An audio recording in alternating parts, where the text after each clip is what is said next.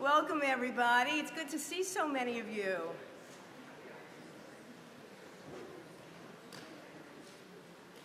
I'm Ellen Morgenstern, co-chair of the TRS Adult Education Committee, and it's my pleasure to welcome you today and to also extend happy Hanukkah wishes to you all. It's early this year. It starts Thursday night. Don't forget, we need a good holiday. We're thrilled to see such a large turnout today for such an important discussion.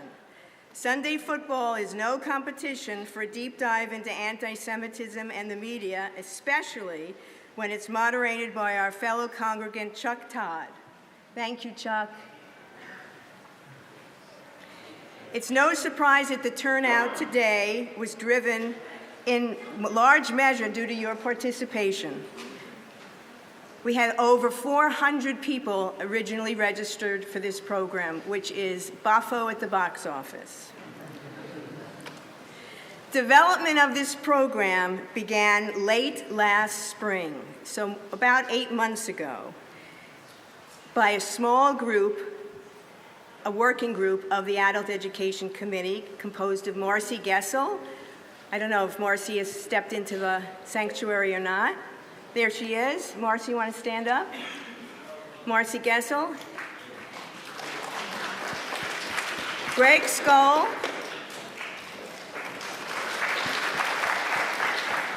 And me.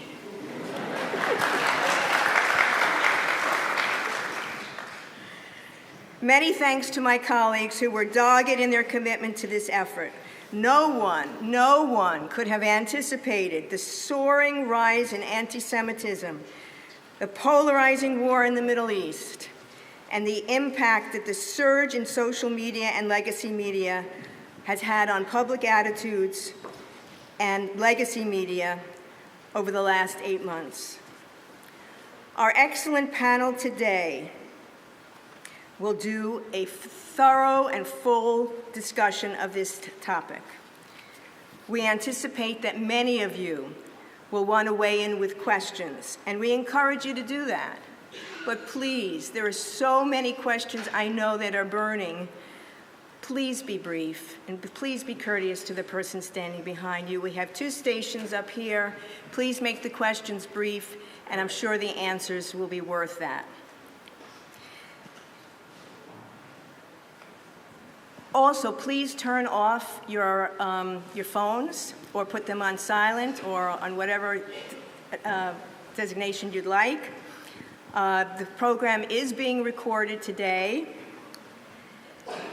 And I'm not going to go on and on. I'm going to just turn it over to our wonderful Rabbi, Jeff Sachs, who has played such a major role in producing similar programs in the same subject area. And I want to introduce Jeff, who's going to introduce our moderator today. Thank you all so very much for coming today. We really appreciate it.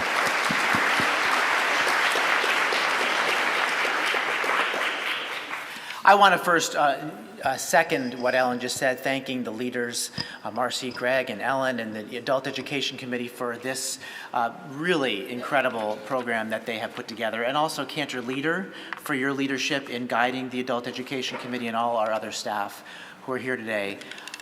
People have been asking me this afternoon as everyone's coming in, how are you doing? And I'm still trying to calibrate my response to that question.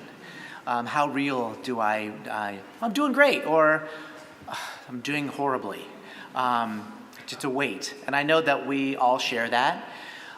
We've been having many opportunities in our Temple community to address that in different ways, as Ellen referenced, from gatherings to just talk with each other and share how we're feeling, to chances to learn a little bit, perhaps about the history of the conflict if we don't know enough, think about how to talk to our kids about it.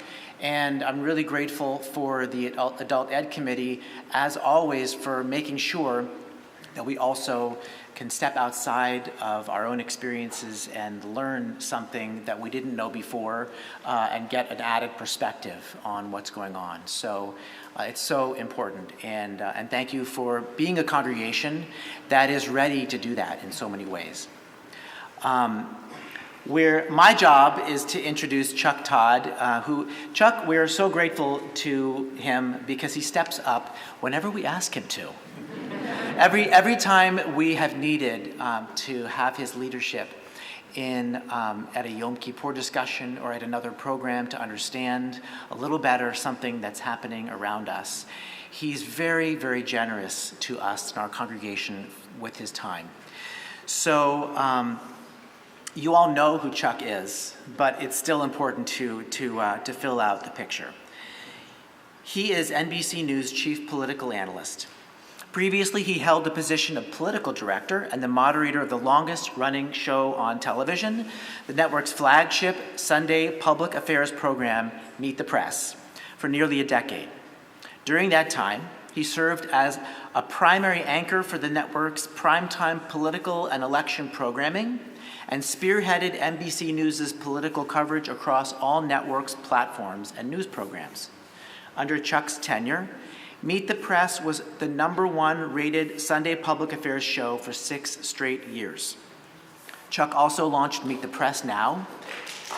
Yes.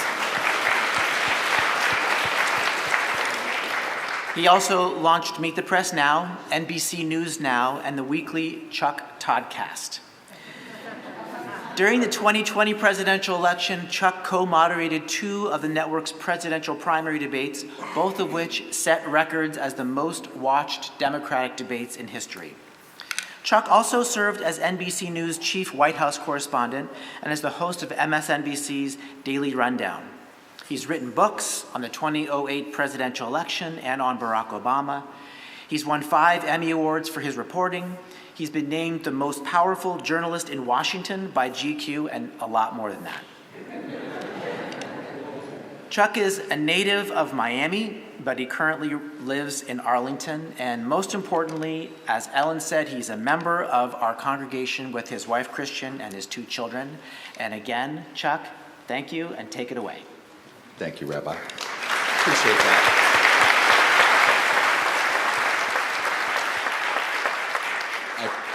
I appreciate hearing my obituary while I'm still alive.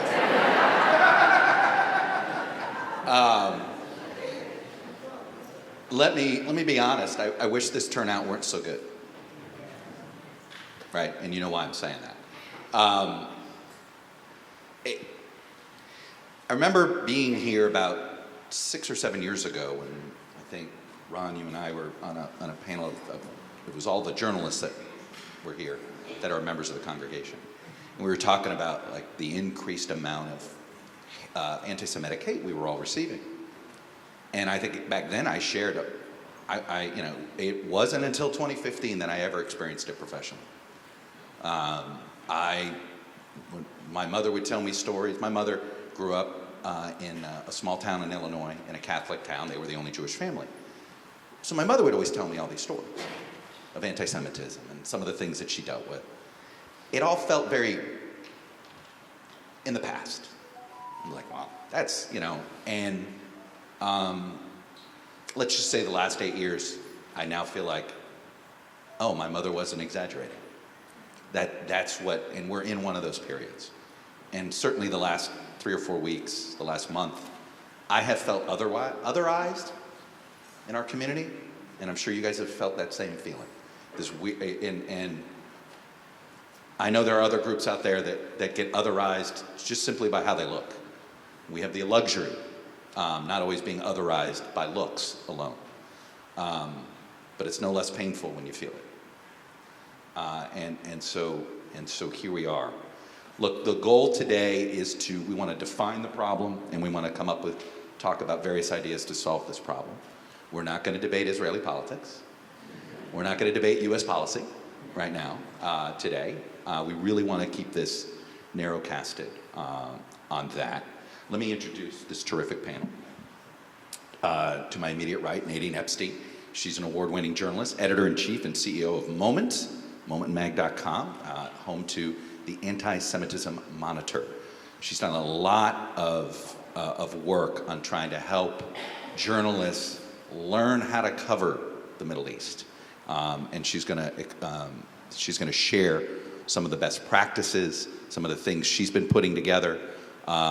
for journalists, not about explaining a point of view, more about explaining the history, which of course is among the biggest problems we have. As I always say, I'm still waiting for that. I'm still waiting for my history class in high school to teach us about the fall of the Ottoman Empire.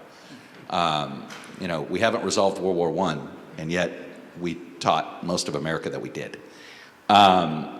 Next to Nadine is Ron Kampias.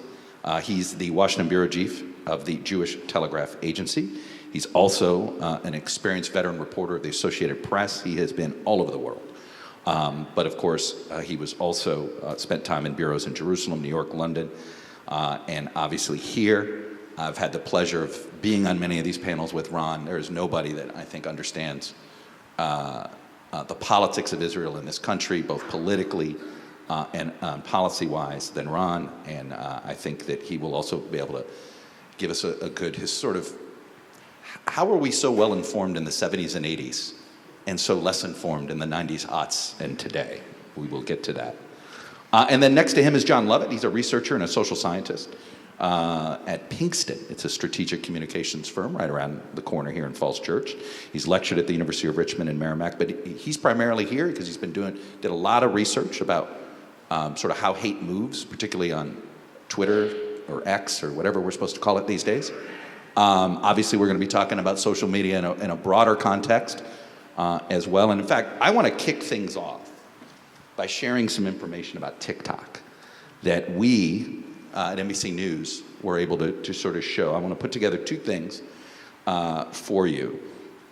One was, the Washington Post covered this last week, but there was the founder of LinkedIn made a viral post on X that said, Israel is losing the TikTok war. And this person argued that a point that some lawmakers have since borrowed, that young Americans are supporting Palestine in large numbers because of the number of pro-Palestinian videos on the platform. The basic evidence, videos with the hashtag Stand With Palestine had 2.9 billion views on the platform, while Stand With Israel videos had only about 200 million. So let me connect that with polling data.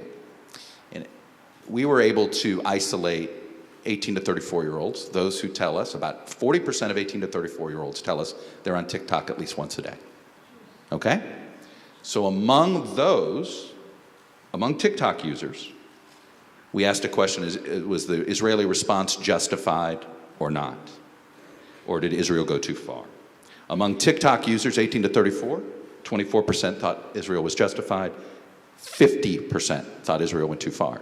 Among 18 to 34-year-olds, who did not use TikTok, those numbers were almost dead even. 35% thought Israel was justified, 37% thought they went too far.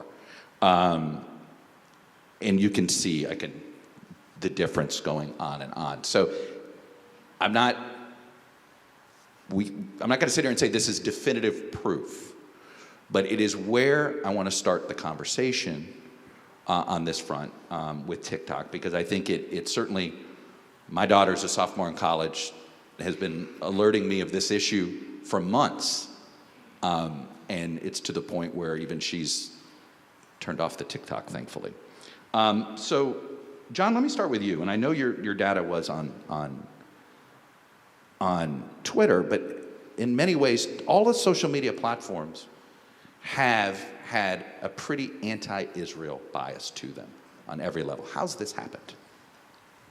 I mean, I think to some extent, I think a lot of the story is really, to some extent, what is kind of bubbling up to some extent. What is getting that sort of coverage to some extent. So, in particular, when we're thinking about Twitter, when we're thinking about TikTok, when we're thinking about even sort of Facebook or other forms of social media, I think there's to some extent this sort of idea where essentially people are gravitating towards content that is more, that is going to bring in audiences, essentially. That it's kind of this sort of this sort of cycle, sort of loop to some extent, that you get this sort of content that is sort of particularly sort of outrageous. So you get this sort of content that is particularly loud and particularly sort of angry.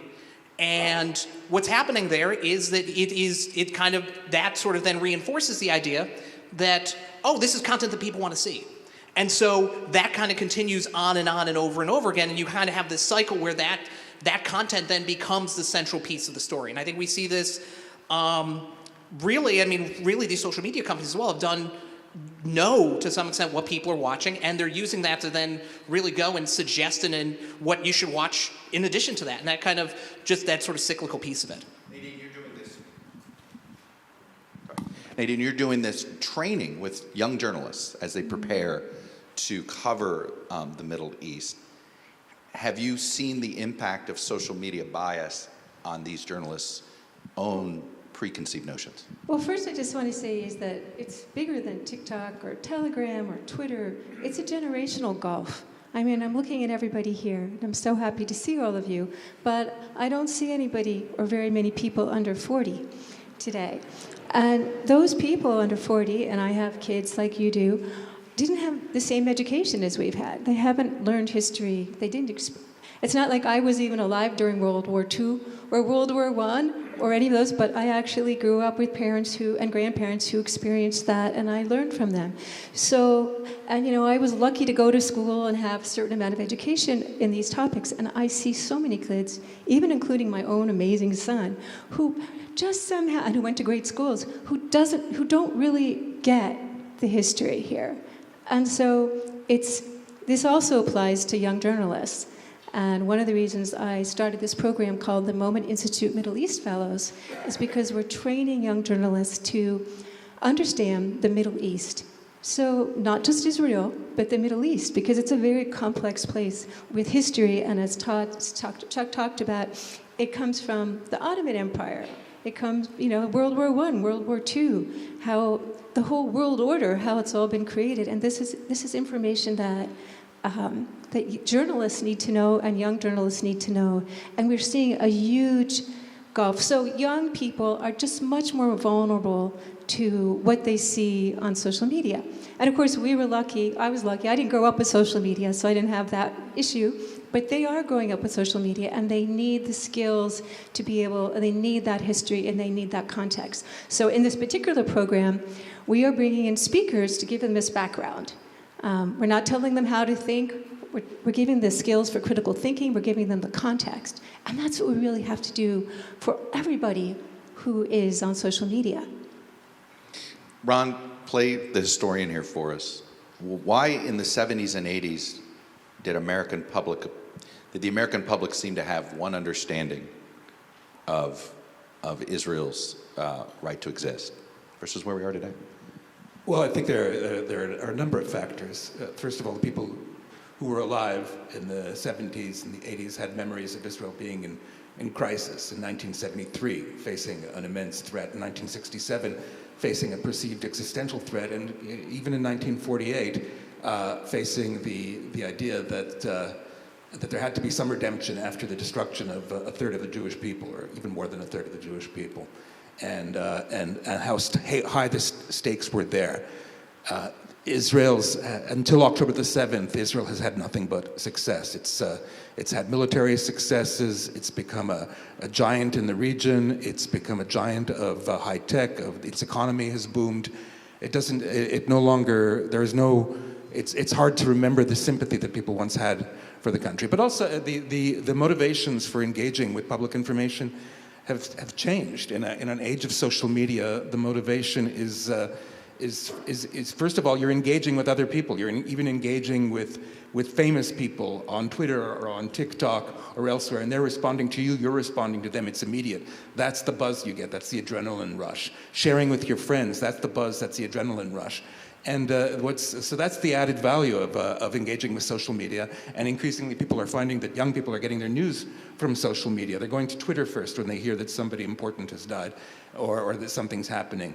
That's the added value, is that engagement. The negative value is that you're no longer getting reliable news. If you're at a legacy news organization, if you get things wrong, eventually you're going to get fired. If you're on social media, you don't go anywhere. You're still there. You can get as much as you like wrong. There are people who are massively influenced in social media, but because they know how to stir outrage. One example is a guy named Jackson Hinkle, for instance, who's very anti-Israel, kind of anti-Semitic. He's so far extreme, we're not sure if he's on the far left or the far right. He kind of represents that moment, that place where they both meet. And he keeps on getting stuff wrong, but he doesn't pay a price for it. Whereas, if you go to a Thanksgiving meal now, you can sort of advance some outrageous story, and your reward is the outrage that you might get at from the other people at the table. 30 years ago or 40 years ago, if you went to a Thanksgiving meal, your reward was actually reporting something or discussing something about which you had knowledge, about which other people at the table might have had knowledge. And I think that's what's changed. John, what's frustrating is that it's obvious that social media is what's weaponized the rise of anti-Semitism, and the fact that the left, it is because it caters to such partisanship. I don't know whether this is a chicken and egg question. I don't know whether this anti-Semitism was always there, and the left and the right are just getting more opportunities to express themselves thanks to social media, or if it's growing. What is a way to figure out that? You're very much right that it's kind of this chicken and egg thing, because to some extent what this creates is the opportunity to sort of, kind of getting back at Ron's point, kind of getting the outrage, getting that rush of getting people angry at you, and then getting so much engagement because of that. And so I think to some extent I'm not totally sure of a way to kind of be able to kind of suss that out, but I really do think that there is. It's really about, at the end of the day, that idea that it's almost that you want to be known, and it's not that you want. It doesn't matter whether you're known for something good or you're known for something bad. You're known. And what social media does is kind of makes that sort of, everybody is there. Everybody is in the system, so you can talk to whoever you want to talk to, whether it is your friends or Joe Biden. So I think there's that element of being that person, regardless of what it is. But there is also definitely that sort of definite element of sort of rising anti-Semitism as well. So I think it's both at the same time. So social media, and this is so really good points, but social media, I think, is hugely culpable. I mean, I was a reporter for years. I covered the Mexico-U.S. border. I covered right-wing militia groups. The only way they got their really points of view out was, I was actually at that point freelancing for the New York Times, is when I went and talked to them and wrote a story about them. That was it. But I just, for me, the day was July 2nd, 2016, and that's the day that Trump tweeted Hillary Clinton, that little with the stars, which said the most corrupt person ever on top of it. To me, I felt dramatic change, because that was a portal, that was an opening for the right, for the extreme right. I mean, there's always been anti-Semitism on the far right. I wrote about it, we've all written about it for years. But it came out, it was allowed to come out, and it came out dramatically. And I live in Washington, I live right near Comet Ping Pong. And suddenly Comet Ping Pong, Connecticut Avenue was closed off.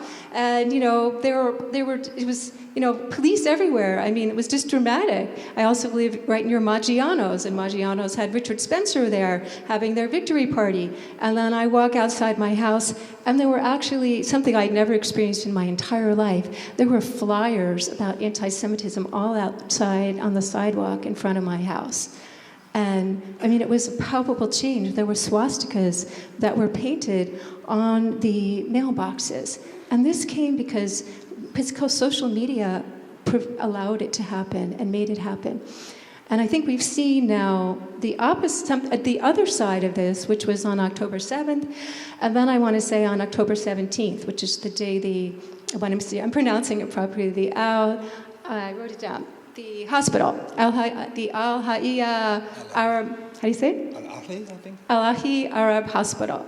To me, that date was incredibly important, because it opened the same portal to the far right anti-Semites, and they came out in droves. And we've seen how basically, Israel has lost that battle. It may be winning the the battle on the ground, maybe or maybe not, but it has definitely lost that. So those are two, to me, very powerful examples of the impact of social media. I think in fairness, the hospital stuff hit left and right on the anti-Semitism front. I mean, I think the far left jumped on this. And I would say that the left and right, as Ron has mentioned, at a certain point, they come together.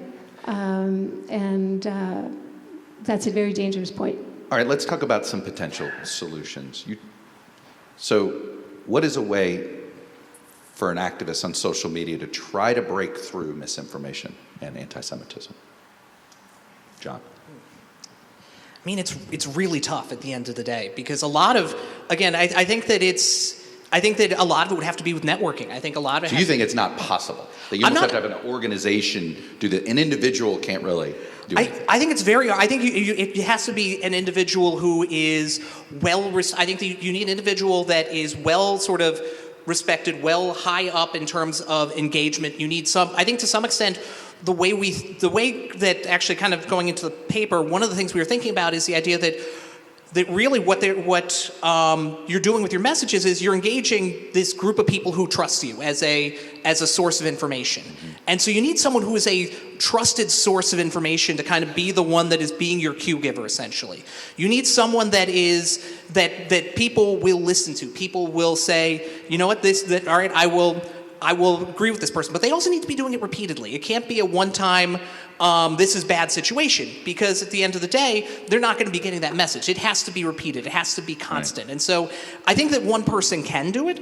The thing is that you need someone with the sort of following and reach to large enough to essentially make that happen. And that's one of the issues that we see here. Ron, I thought Chuck Schumer last week did a powerful speech.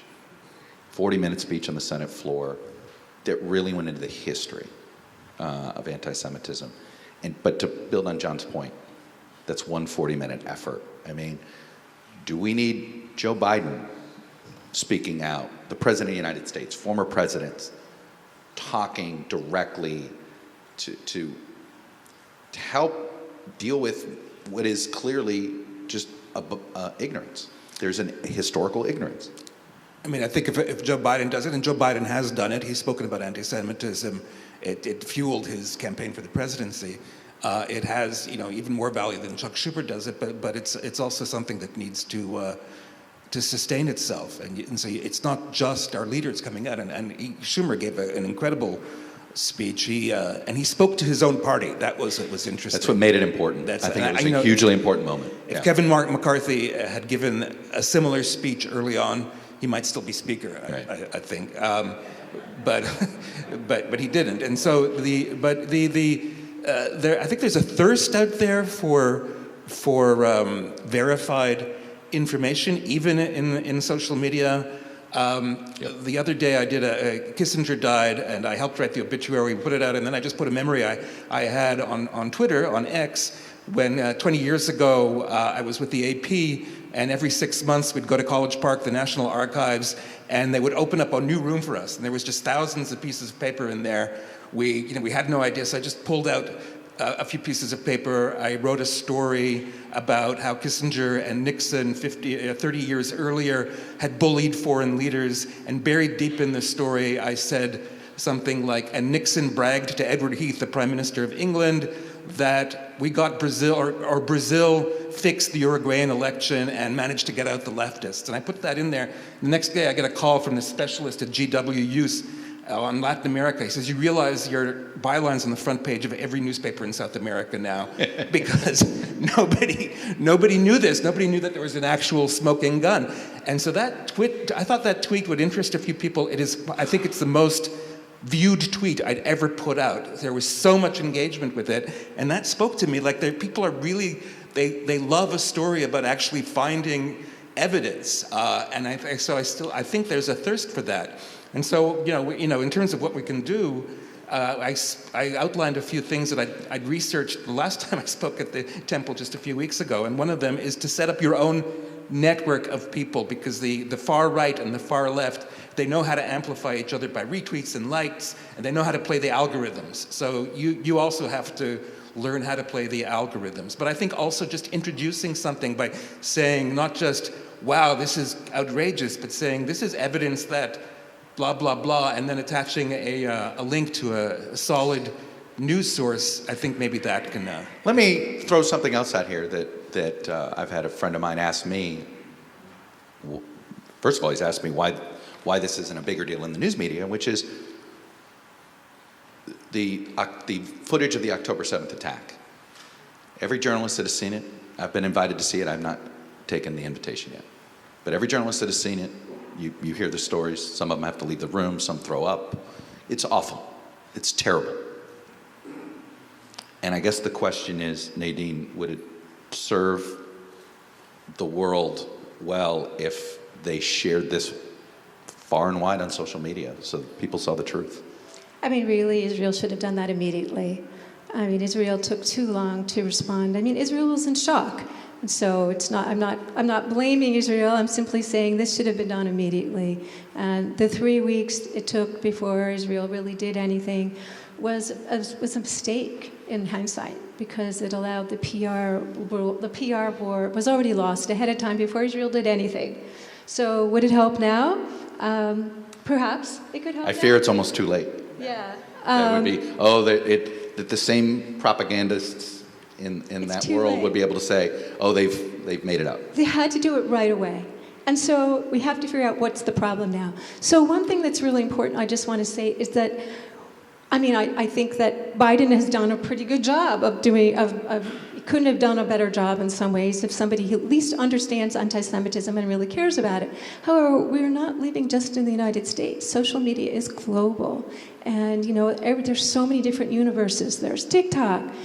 There's Telegram. Telegram is much bigger than Twitter. I get tired of everybody talking about Elon Musk.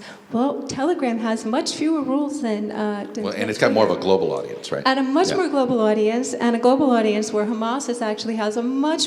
It's not restricted in the same way it is. And in case you need to know, Telegram has funding from the Sovereign Wealth Fund of Russia. So, but it's complicated. It is complicated, and it's run by somebody else who like Elon Musk thinks that, you know, free speech is the most important thing. He doesn't even live in Russia. He lives in Dubai now. He's a French citizen. He had to leave. So it's a complicated. But anyways, we're not paying any attention to Telegram, and certainly TikTok is way more dangerous than Twitter. But it just happens that more people our age and maybe and definitely more journalists are on Twitter. So it gets a lot more attention. So we have to be careful. We also really have to think about our own personal interactions, like Ron said, with social media. I mean, I personally am a journalist. I do not give my political opinion. I try to curate so that I have friends on the left and the right. I cherish the 2 elementary school kids that I grew up with who are conspiracy theorists, and I do not defriend them.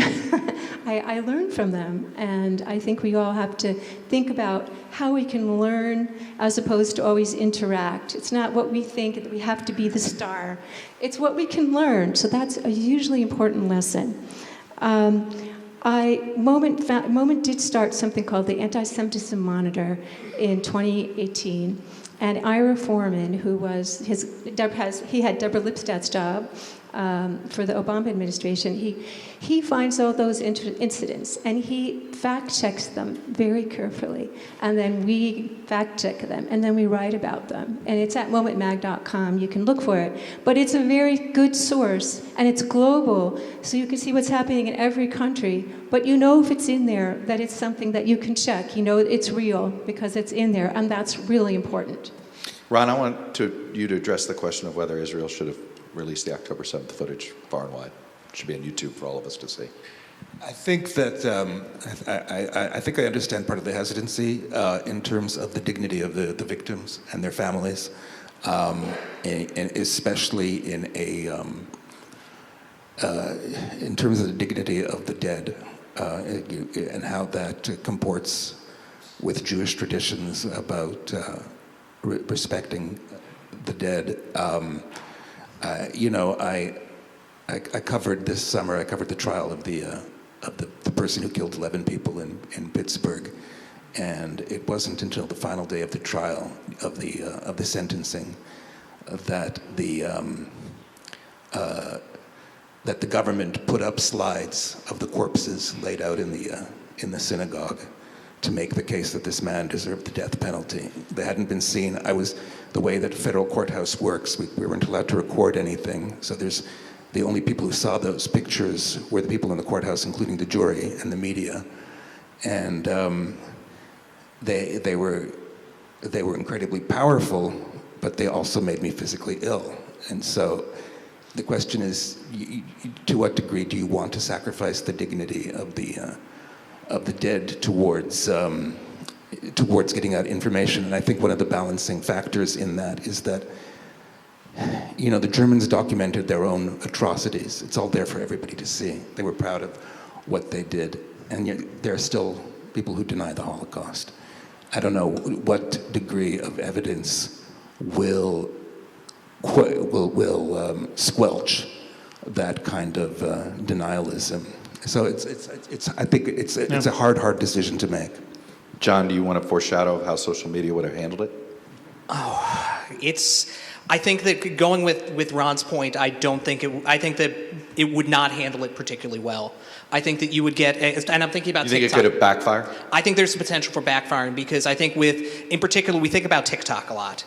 And we've been talking a lot about TikTok in particular. And you put that up and you've got people probably making sort of minute, sort of granular videos that are being shared by these large accounts that are then using that in order to sort of say, to kind of go to Ron's point, that no, this didn't happen. That they're trying to use the evidence in the other direction. I think to some extent it gets at that. It not only gets at the sort of question of dignity, it also gets at the question of really, to some extent, using it as sort of outrage, again, back at Israelis as well. And I think that the potential for a major backlash would definitely be there, especially in the current social media landscape that we have. Absolutely. Well, Ron, then let's address a larger question. Is there something the state of Israel ought to be doing more formally, essentially to help us in this country with this problem? Or is Netanyahu a flawed messenger and his presence is actually, his presence is the divisive presence. I mean, is he too divisive to play a role here? Yeah, I think that Netanyahu started out in the late 1970s in the Boston area as a very effective spokesman for Israel. Has played that out through. He's kind of the opposite now because of the divisiveness, of certain political choices he made in accepting the invitation from Republicans to speak to Congress about the Iran deal, in headbutting with Obama over the years. He gave license to a lot of people who were beginning to have questions about Israel to sort of run with that because he made Israel a partisan issue. But so he's not the best spokesman right now. I think that if you listen, Benny Gantz, when he spoke at AIPAC a few years ago, his English was hesitant.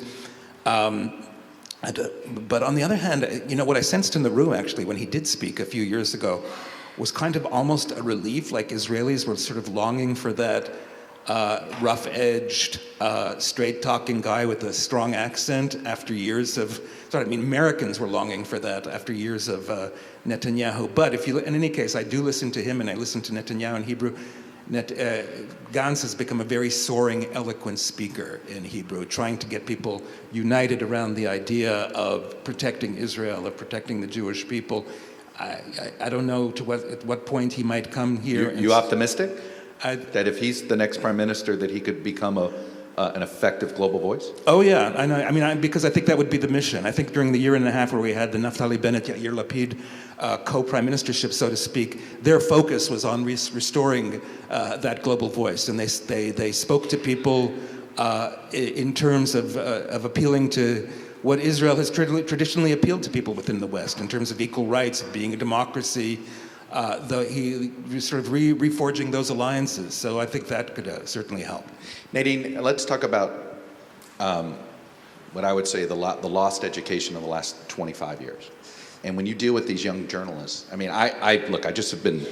spent the last 6 weeks, I've said yes to every journalism school invite I've gotten, especially if it's connected to a college football game. The number one complaint I heard from journalism professors was not it wasn't just a lack of knowledge of history. It was a lack of interest in the history. And I actually wrote about this week. I think that I understand this, right? You have a young generation, who in their mind, America's losing, not winning. Last 25 years. Start from 9/11, right? You're an average Gen Zer. You look at America the last 25 years. I think about those of us that came of age in the 60s and those of us that came of age in the 80s. America was headed in a righteous direction, right? We were winning. Democracy was winning. Freedom was winning. This last 25 years, it's been dismal. We've had moments, but it's been overall dismal economically. And obviously, democracy itself we have fewer democracies today than we did. I went to college, the Berlin Wall was falling, and we had to get new globes. There were so many new countries. Exciting, yes. And here we are. So I guess it's the education bit. I know I've talked with Amy about this, and Fairfax County public schools are on fire. And it's because of a lack of education about the Middle East. How are you coming across this among these young journalists that you teach? It's just not the Middle East. It's really the world order of Western liberal democracy. I mean, we have forgotten. I was reading Thomas Paine, Common Sense this morning, and he was talking. I know because it's comforting, and I want to read about the rise of democracy. And he was talking about how the American Spa treatment for the patriot, right? But the American enterprise was the world enterprise. The American enterprise of democracy was for the world. And it's so inspirational. And then over Thanksgiving, I was reading De Tocqueville because I just feel like I need to be refreshed in democracy. And we still have an amazing democracy. And I feel like we've all just stopped. And I know it's not working well, and I know it looks like it's in decline. But there's still a lot there. And I do feel like, a lot of people who are younger don't feel that. But I think one of the things that I think is most important is that we need to build bonds in the country and globally.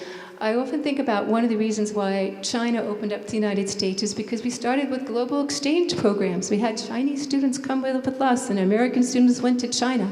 I had a Chinese student. He's like my other son.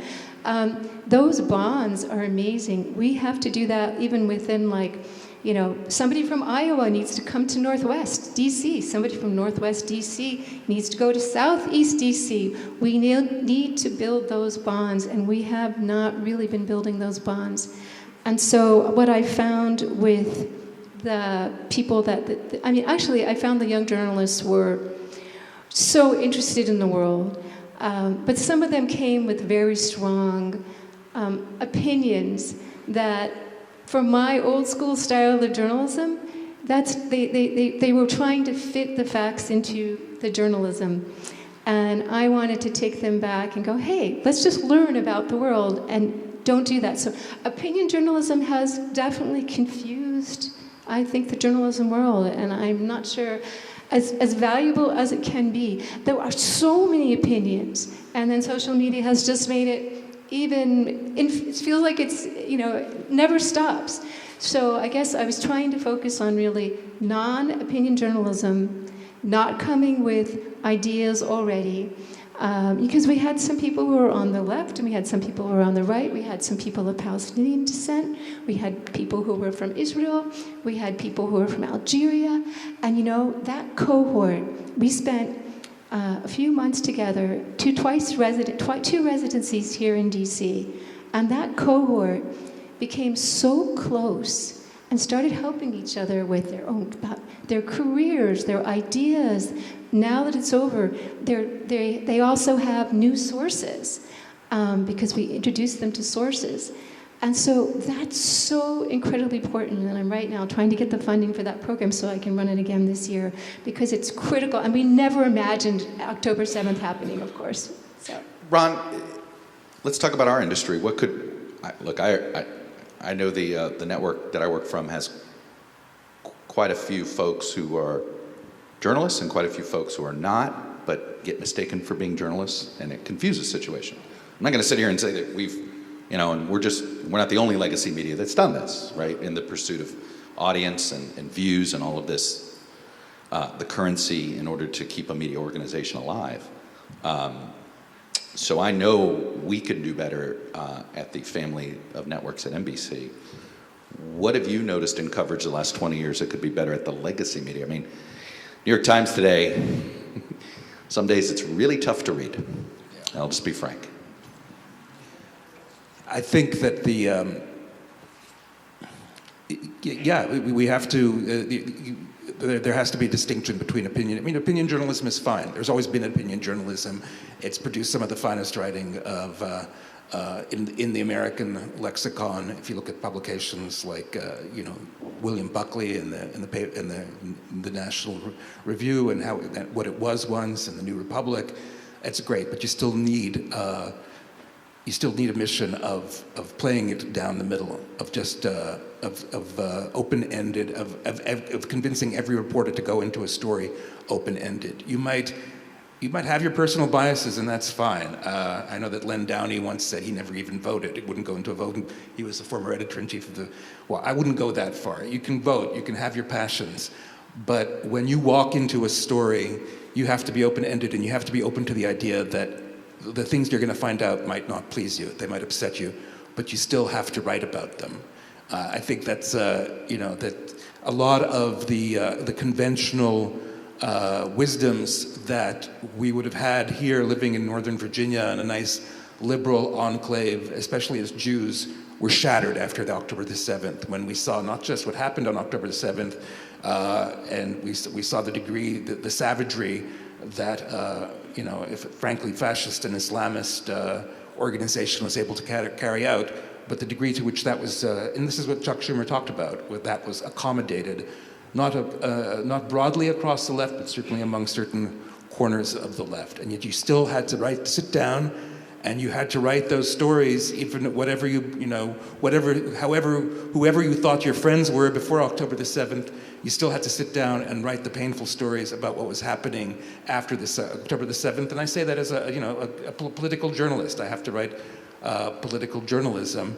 And you have to go out there and you have to risk the fact that what you're going to write is going to piss off people that you might care about, and it's going to piss off people that you might work. And that goes for the right as well as the left. And I think that's a value that has to be inculcated. You're going to be, as a journalist, you're never going to belong. You're never going to belong, and you have to internalize that to a degree. You're never going to completely belong to an organization, because ultimately there's going to be a day when you're going to have to report hard truths that, at least in the immediate moment, are going to have you perceived as a traitor to whatever group you're in. Or what Philip Seymour Hoffman said in one of my favorite movies, the movie on the music industry. I'm drawing a blank on it. Almost Famous, when he said, "Don't be friends with the rock stars." Right? The rock stars aren't your friend. The point is that is 100% true on that. John, let me ask you this.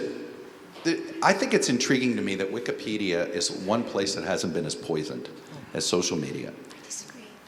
All right, well, good. We haven't had enough disagreement on our panel.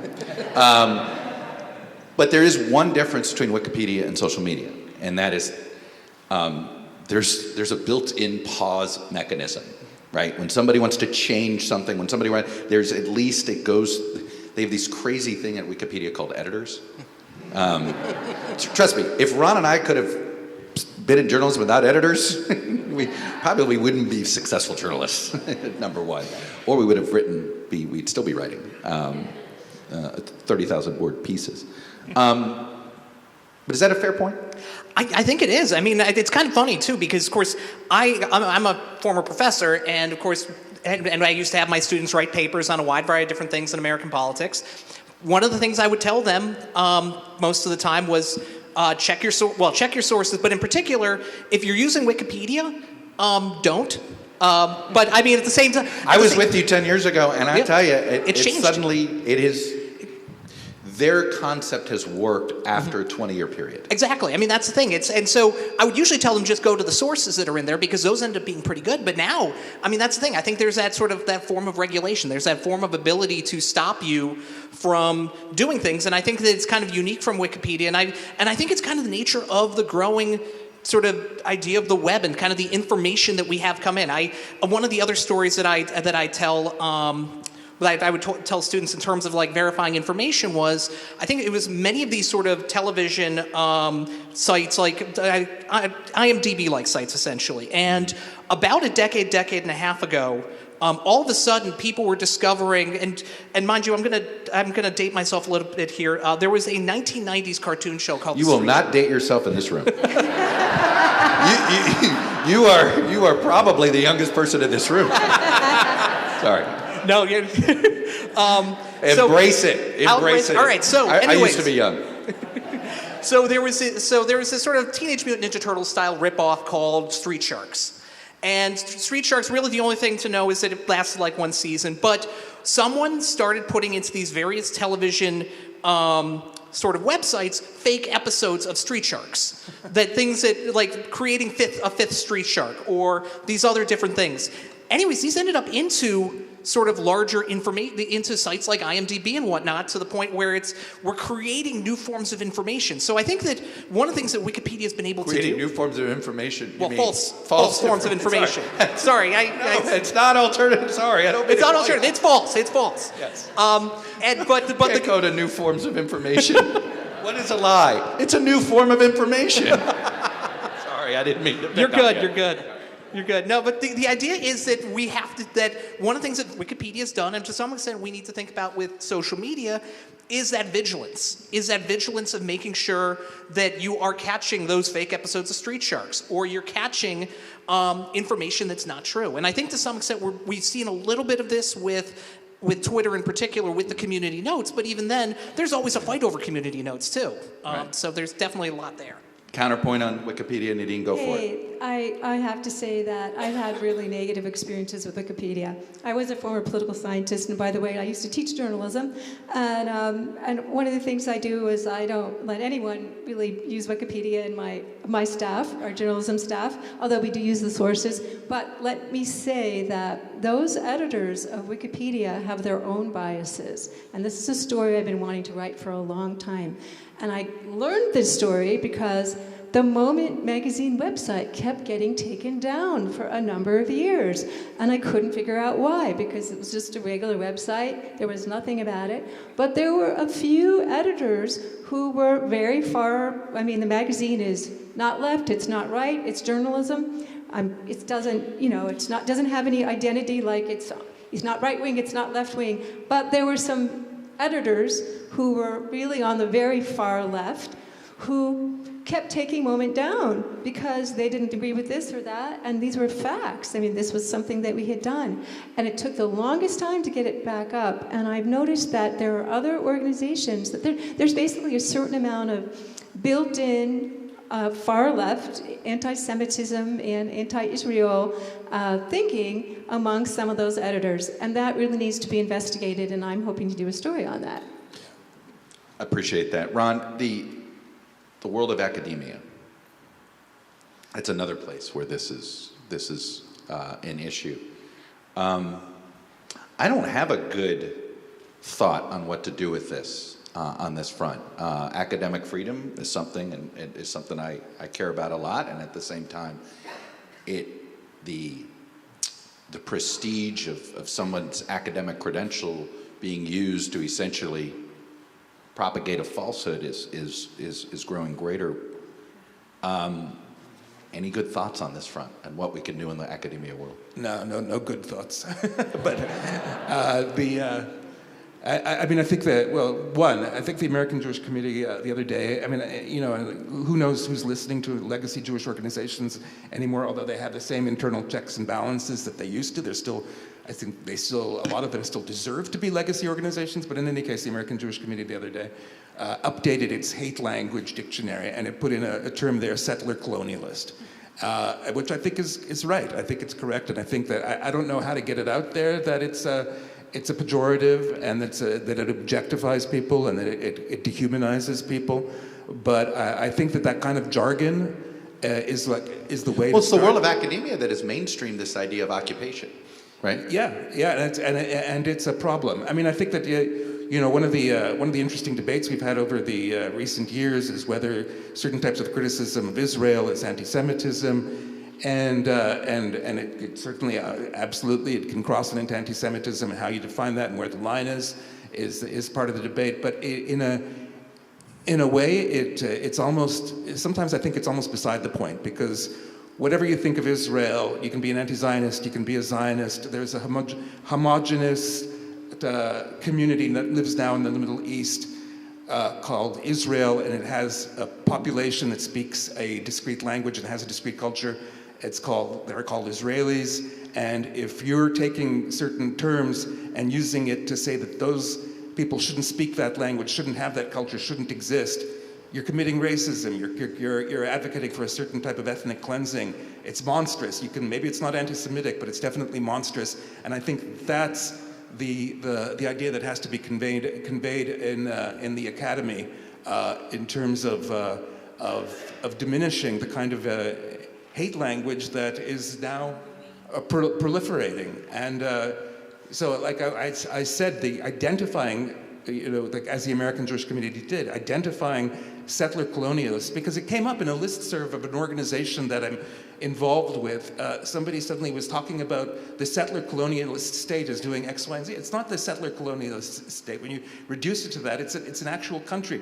Whether you think that there should be greater justice for the Palestinians, that's fine. That's not the issue. It's when you dehumanize an entire population that you're crossing over into hatred. And I think those things need to be assertively identified by influencers on the left as promoting hatred, and that's possibly one way to deal with what's going on in the academia. And John, it's the convergence, I'd argue, of academia and social media, and how it seeps into legacy media, because they become the experts that a reporter might use. Oh, absolutely. I mean, at the end of the day, it's sort of it's those choice of experts. It's the fact that you have that credential, and you're able to and with that social media, you're able to sort of amplify yourself in a way that you wouldn't have been able to otherwise. And then as you're getting amplified, as you're kind of moving up, you get noticed, and then that kind of turns into. And then you get hired to host a show on a cable network. Yep, exactly.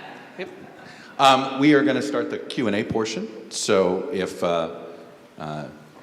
if you guys can start lining up at the two mics, I will go back and forth. But Nadine, I'll give you one shot at answering the academia question. I think that I spent a lot of time at one time in academia, and the polarization in academia has been coming for a long time. I mean, there's these fights have been going on for decades. And there's a lot of money in academia too. You have chairs that are funded by people on the right and chairs that are funded by people on the left. So we don't have the homogenous kind of world order thinking that we had for many decades in this country. Yeah. I would argue that, post the New Deal, we started seeing this split. And it's just now, after all these decades, way more evident. And and the other thing is, yes, experts. What is an expert? One of the things that I've done with the Moment Institute Middle East Fellows program, where we're training journalists, is actually try to figure out who are the experts you should be talking to, because, people just go online and they go, oh, this person said this person said that, I'm going to get this crazy person to counter that crazy person. That's not how you do journalism. Those aren't the sources we should be using. Let's go with the Q&A. Go ahead. And I am going to take the liberty of being the first questioner. Which also means you're going to let people know how short your question's going to be, right? Unfortunately, maybe. So why has legacy media adopted these stories and opinions that we're seeing on social media? One of the themes of this whole session is, why is the social media things we've been talking about been bleeding over into legacy media? And what's happening to journalism? How do we teach 18 to 34-year-olds to understand what journalism is and what they should be looking for in the stories that they see, whether it's in legacy media or on social media? Well, and finally, how do we get them to watch the film Network, Patty Chayefsky's Network, which may be where we are today with legacy media? Look, I'll answer. Recast it with Ryan Reynolds. And then I will answer and then let Ron. I don't think I think this room sees a difference between legacy media and social media. I don't think anybody under the age of 40 does. There is no difference. There's no difference. Meaning, they read, but they believe. Look, the digitization of everything makes it very hard. I always say this all the time. I have the type of memory where when I remember something, I remember where I read it. Okay? I have a harder time now discerning where I read it because I read everything on my iPad. And when you read everything on your iPad, you don't know. Or you read everything on a phone, it's all the same font size. It's all the same, it is in a weird way, it is certainly, it's hurt my own brain being able to discern between, did I read this in a Substack or did I read this in the Washington Post app? Because in some ways the way we're consuming it is the same. So I understand what you're saying, but what I would say is, I think this ship has sailed. I think this is a case with the toothpaste that there is no distinction between legacy media and social media. Maybe I'm being a little harsh on that. Can I say something really quickly? Sure. Is that, I'm regularly a judge for the National Magazine Awards. And in the old days, the National Magazine Award had digital pieces and it had print pieces. And now they just throw everything together in the same category. But I do have to say that the quality of the editing and the thinking and the pieces that were originally created for print are generally far superior to the ones that are for digital, the amount of editing that goes into it. So it's something that we really need to think about. I think this is what's called working the ref. It's always existed. You get people calling you up saying, why did you write the story right that way? Why did you use this particular language? Why are you saying terrorist when you should say militant? Why are you saying militant when you should say terrorist? That's always existed. It's just become incredibly, incredibly intensified and amplified through social media. And I think you have a lot of young journalists. We're all human, right? We don't like to be called bad people. But now we're in a position where we exist on Facebook, we exist on Twitter, and a lot of people are coming to us and saying, you're bad people. Why? Because you're doing this. You're not covering this aspect. You're not using this kind of language. You're buying into this source when that source we don't think is credible. And I think that you have to have a real intestinal fortitude to not put up with that and just say these people are junk, because you have to be on social media. You have to and to push back against it and to just isolate yourself from it. So I think I've chosen to get off of it. I've not engaged in it because, frankly, it messes with your head. Yeah. It really does. I always say this. Yeah, of course it does. Everybody here is a human being. And so when you get that many people telling them you're this, you're that, whatever, you think, oh, geez, man, everybody. It's one of these things. I've been in the social media barrel. And when you're in the barrel, you think, I'll walk into the grocery store. I had one of those Sundays where I just got beaten up. And I go to I always do my grocery store shopping on Monday. I still haven't broken the habit yet. And it would be one of those things I'm thinking, oh, everybody must be on social media knowing how angry. Am I going to run into angry people? It was a little sort of diluted. And then you realize 1%. I mean, it is really not impactful. You can't conduct journalism and be active on social media. I believe social media, the instantaneous. I believe we are conducting an experiment on the human brain, and welcome to the consequences. And I wish I were saying it as a full joke. I truly believe it's no accident to me. Suicides are been going up. Yeah. Just in general. Okay, what have we introduced over the last 15 years that have created societal upheaval, right? Hatred is up. All this stuff is up. There's only one thing we've created, and I think we kind of know it. Anyway, go ahead. Artificial intelligence generated journalism is creating a wave of anti-Semitism, but as a traditional journalist, you have best practices that you do to prevent or to diffuse anti-Semitism and racism.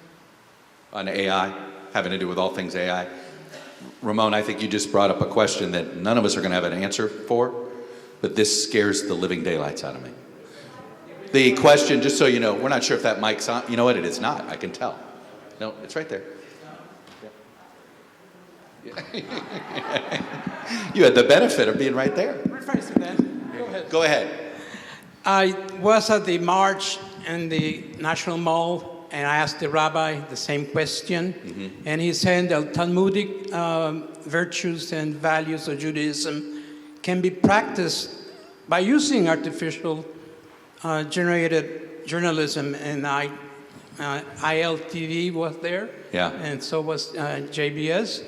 And one of the suggestions that he made is get educated, practice the values Right. of Judaism, and fight anti-Semitism by any means necessary. Ron, does JTA have an AI policy? What are you guys working on? We're trying to develop one at NBC with standards and practices. Well, it actually came up in union negotiations. The union, which is a bigger union, it represents represents the Times and Reuters. They said, "Do you want to talk about AI in the current negotiations?" And we sort of looked at each other and they said, "The last thing our editors want is AI, thank God, because we're a small shop. Jewish media means you have to be intimately acquainted with communities. You have to know what's going on. So we're not susceptible to AI just yet. But certainly in legacy media organizations, it's a big deal. There are big failures out there already of publications trying to generate AI content for sports journalism. You get weird phrases turning up. You get mistakes turning up. It's a problem. We did an amazing issue on AI, a symposium on AI in the Jewish world, which came out in the summer. It was our summer issue, and it's free. Go look at it online.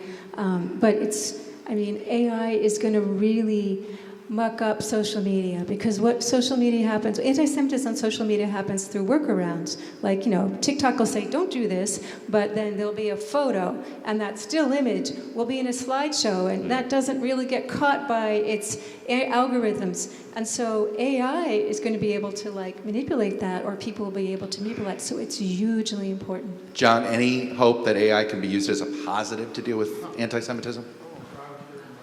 You want to share a mic? Yeah, that's right.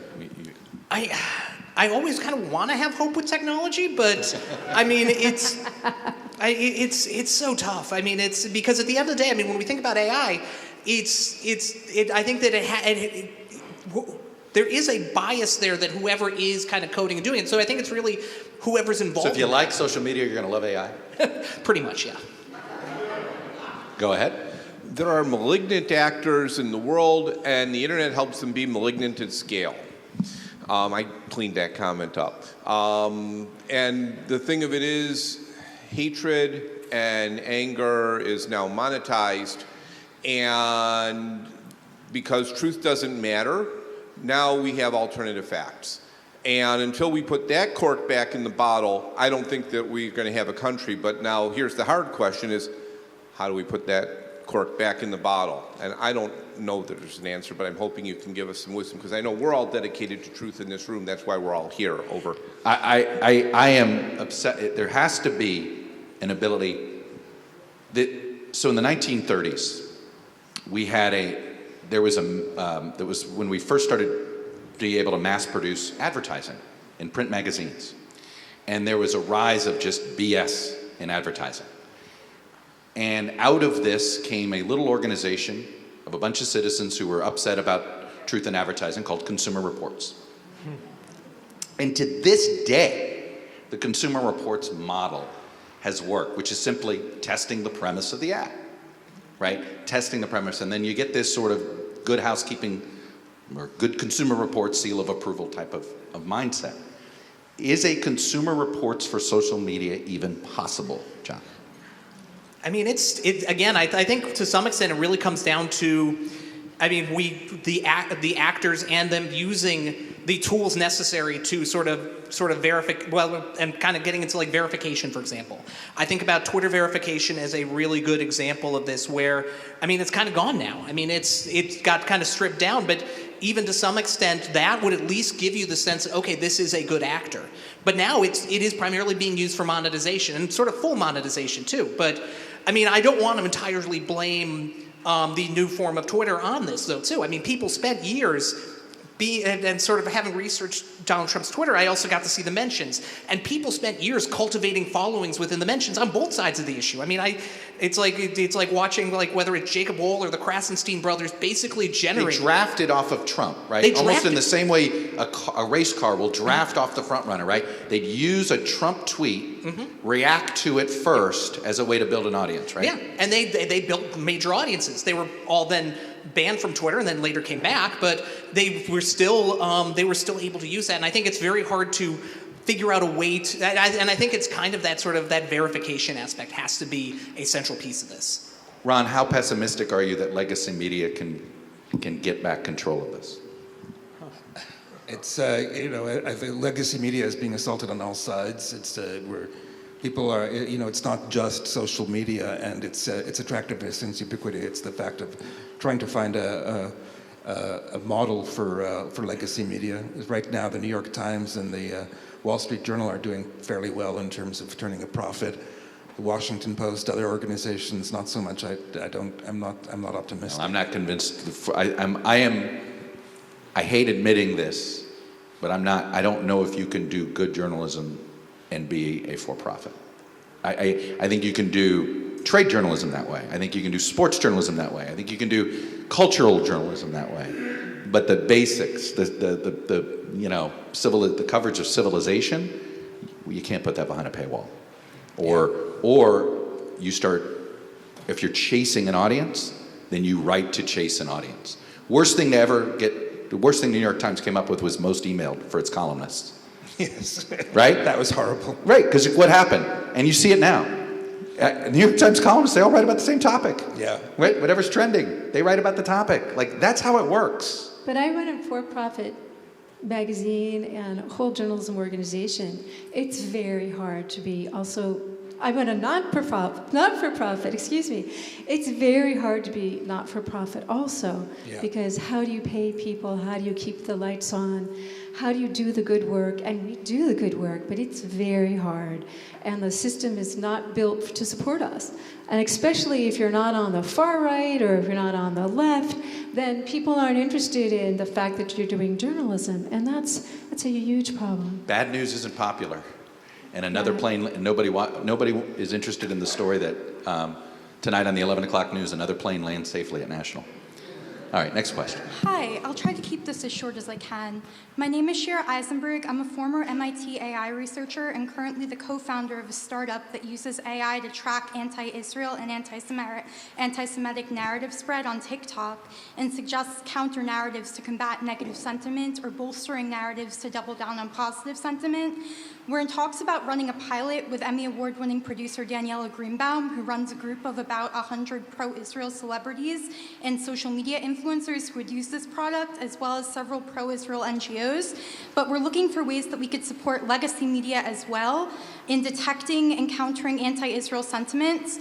And I was wondering if you could suggest, or if you think it's a good idea, that different ways that we could support legacy media and traditional media with software that detects the early spread of anti-Israel and anti-Semitic narratives on social media and offers counterpoints based off of retrieval augmented generation.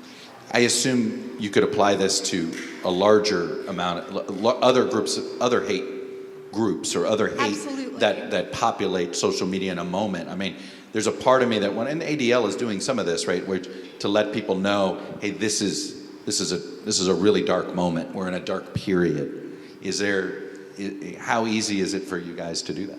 So it could actually be applied to any topic, and when we first started talking to VCs, because we're not quite sure if we want to structure it as a for-profit or a nonprofit, but when we first started talking to VCs, everyone was saying hedge funds should use this, right? But we're not sure if we want to go down that route because we want it to be used for really countering hate and countering like anti-Semitism, countering like anti-Asian hate, countering all forms of hate if we can. And also, people were saying that political campaigns could use it to counter, like, right. Actually, one of the first people who reached out to me, I'm not naming names, but was the CEO of one of a public company traded on the New York Stock Exchange and said, Eric Adams could really use this. Could use it on himself. Yeah, you should be up here next. I was just going to say.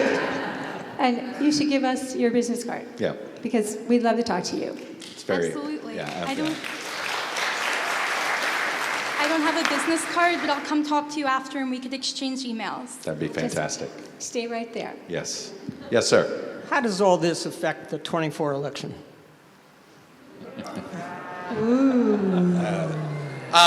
Look, I will say this. I actually, experience says that this will be an issue in primaries, that particularly some Democratic primaries. I think you will see Israel be an issue in some of these primaries. You see some pro-Israel groups wanting to fund some Democratic challengers to some members of Congress who are a bit more misinformed about things. So I think there's that.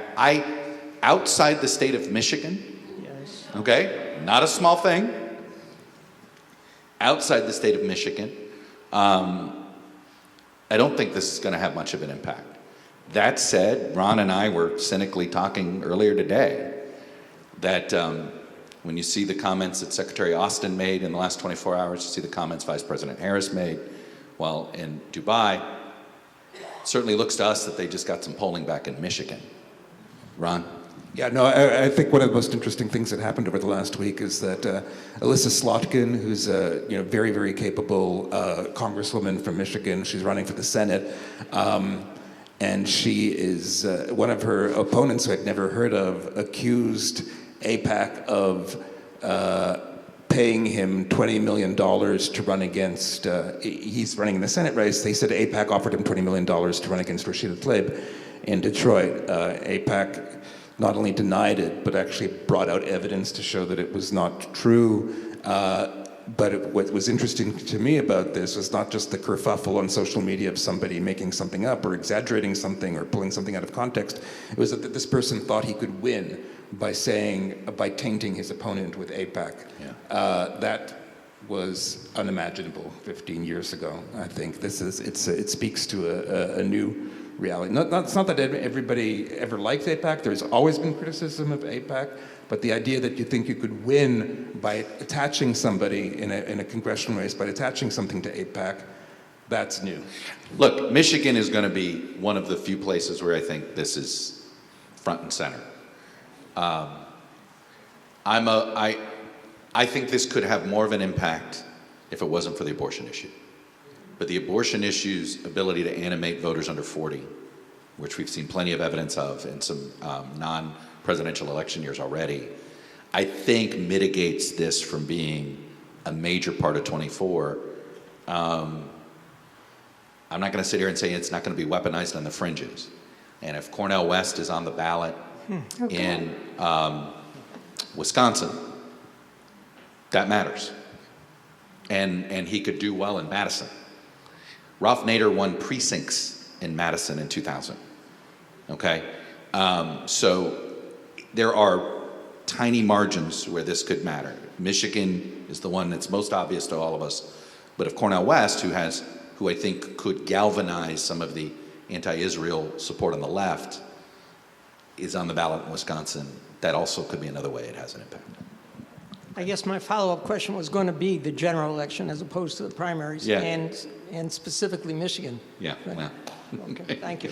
All roads lead to Michigan, potentially. Yes, Hi ma'am. there. I am under 40, so. Yes, you are. All right. You've never felt so young, have you? No, but I will say this is nap time for young kids, so there is a lot of family logistical maneuvering that our demographic is needing. This used to be my nap time, actually. My Sunday.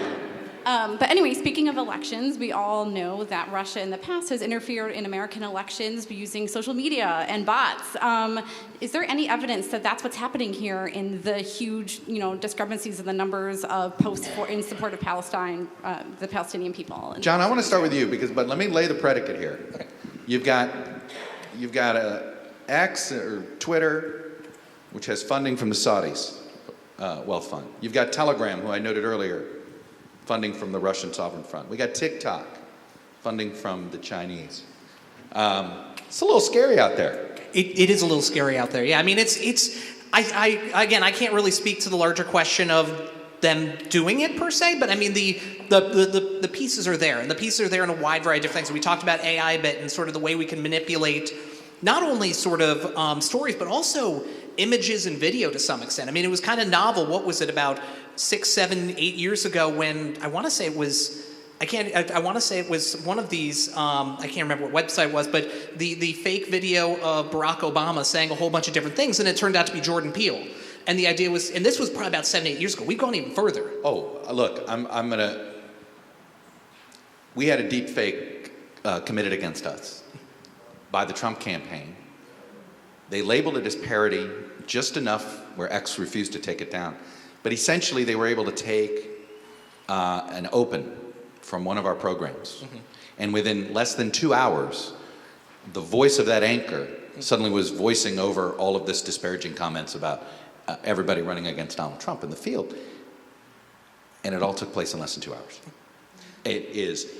So the deep fake world, here I am up here, I probably gave away my bias here. I think Israel should have released all this video on October 7th and should have done it immediately.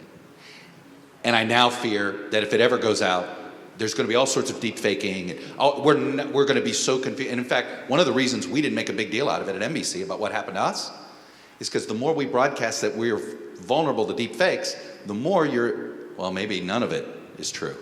It's all, which is exactly what China and Russia want, is for all of us not to believe anything we read or see. And that is something that I think we have to be mindful of. Yeah, absolutely. And I think that's and that gets back into the verification and the sort of the issues broadly. I mean, again, it's like, it's very easy to do. And it's very, and really it's all about vigilance. That's comforting. And we have to remember that Russia has everything to gain from this war, and the Israel-Hamas war, as does Iran. I mean, this is not, they are very, they are doing everything they can to promote this on many levels. So of course they must be doing this. Yes, ma'am. Hi, so I'm actually a Gen Z. Welcome. We're all acting like we're anthropologists. Wow, a Gen Z. I have a lot of thoughts, but I know you said to keep it brief. Go ahead and speak your thoughts. You're speaking for an entire generation. Just keep that in mind. I just feel very alone in being Jewish and being pro-Israel, in seeing constant anti-Semitism, anti-Israel sentiment, both coming from people who I know and thought I could trust, and from the wider populace as a whole. And it's like, it's affected my friendships, it's affected the way I see people, and I'm wondering what advice you have, how to deal with this. So whatever advice you have, thank you so much. Go for it. Look, you sound like, I don't mean to stereotype you. This was almost an exact conversation I had with my daughter. She's a sophomore in college, and she's like, some of her closest friends are saying things about this, and you're like, where my daughter just said, stop talking. We should let's stop talking about this topic and let's do something else. But I don't know what to tell you, but go ahead, Nadine. I mean, even in our newsroom, we have different opinions, and which kind of shocked me after, there's we must have the ceasefire right now. No, we can't have a ceasefire. There was just a whole... Does anybody call for Hamas to surrender? No, but there's always the ceasefire. I understand that. I know, I got it. If you want to do ceasefire, I'd like to hear Hamas should surrender. So no, it's a great point. That's a great point. But I always urge people to not unfriend their friends, because I think I wrote a book with Justice Ginsburg, and one of the things that came out of it is that, remember her friendship with Scalia. And, these are two people who had absolutely no legal opinions in common, no political opinions in common, but they found music and food and a real camaraderie between them. And I feel like the way to build bonds is to do exactly what your daughter said, which is, okay, let's not talk about this. Let's go see a concert. Let's do something else. Because those, in the long term, if you're going to change people's opinions, you can't argue with people right now. This is we're too polarized at this point in America. When was the last time you convinced somebody they were wrong? Raise your hand. Really, I mean, they already know what they, very good. Yeah. Most people know what they think. Yeah, we'll ask your wife for confirmation on that. Yeah. I doubt it. Outside of marriage or relationship, okay. But really, you can't argue and go, this is 1, 2, 3, 4, 5, here are all the points. Really what you have to do is just take a pause and And eventually, through building relationships, people get to know each other, you move beyond. So I feel like that, and building that empathy on other topics is really the way everything has to be. Like we were always Right now. raised. We have to take the high road. I think We always have to take the high road, even when it's unfair. I want to tell you shortly after October the 7th, I had to go see my dentist. She was putting in a crown. And her last name is Cohen. And at one point, while she's putting in the crown, she pulled off her mask and she said, "Ron, I feel so alone," which is extraordinary. While I'm going, all right. Why do dentists talk to us when they have their hands in their mouth? But so you're not alone. You're not alone in feeling alone. And I think that, you're like, you might want to look at it like you just moved to a small town and you have one close friend in that small town. Stick with that close friend for now, and then eventually you'll make other friends. But I like Nadine's advice. Don't give up, but take a pause, because she's right. You're not talking anybody into anything right now. Thank you so much. All right? Oh. I just want to let everybody know, before we have an opportunity for closing comments, we're going to end with those who are in line now. So I would ask that, anybody else interested, you're just going to have to send an email. So I want to start by just quickly expressing my bias. I think that Hamas's war crimes are a result of Netanyahu not keeping his eyes on the prize and focusing on judicial change. And I also think that Israel did not have to invade Gaza and kill lots of children had they negotiated with the political arm of Hamas, and that we don't know, finally, the distinction between Hamas and Islamic Jihad, which was critical in the October 7th invasion. Now I'll make my point. I'm quite elderly myself. When Edward Said was teaching modern British literature at Columbia, and I was at Columbia, Edward Said was my mentor. And it wasn't really about Palestinian stuff. Edward Said had his own issues. That came later. But I do want to say something about Chuck Schumer. Since Chuck and I have known each other for 52 years, we were classmates first year of Harvard Law School in the same session. There used to be a word that people cloned or said, being Schumerized. And it was all about Chucky stealing other people's ideas and calling them his own. I don't know if you've heard that, Chuck. But I think it's called being a politician. Anyway. Well, but that's my point. Right. I'm just get to my point. His speeches are all about his need to raise money. Chuck did not have ideals. He had ways, and he's got to raise a lot of money. Look, pardon me for interrupting, but do you have a question? question? I feel alone in this room. Do you have a question? Okay, it's fair. It's fair. Look, that's the point of this. We know there's diversity of thought in this room, and I think that is something that. And high emotion. Yes. So it is hard to. I will just say this about elected officials sometimes. I think the biggest mistake we can make is assuming motive in everything they do. And we need to be careful. I do it myself. You assume a motive based on a position they take. You may be right. And there's no doubt Chuck Schumer is always thinking about, I gotta keep donors happy too. I'm not gonna sit here and say that isn't out of his mind. But I don't know if it's fair to say that entire 40-minute speech was about donors. I think again, this is how we should de-escalate a little bit. We can't, I think we all get in trouble when we assume a motive that we may not know. I mean, nonprofit government as opposed to, politicians who have to go out and raise money. I think also, I think that's very true. I just give the example, I've been doing this for 20 years. There are two non-Jewish politicians who are very pro-Israel in their jobs. George Voinovich, a Republican from Ohio, Evan Bayh, a Democrat from Indiana. They both got sick of politics. George Voinovich was in advanced age. They left politics. What was remarkable was they kept on putting out those pro-Israel statements. It wasn't cynical. Wasn't for fundraising? It wasn't for fundraising. They didn't need to do it anymore. And yet there they were. Go ahead, sir.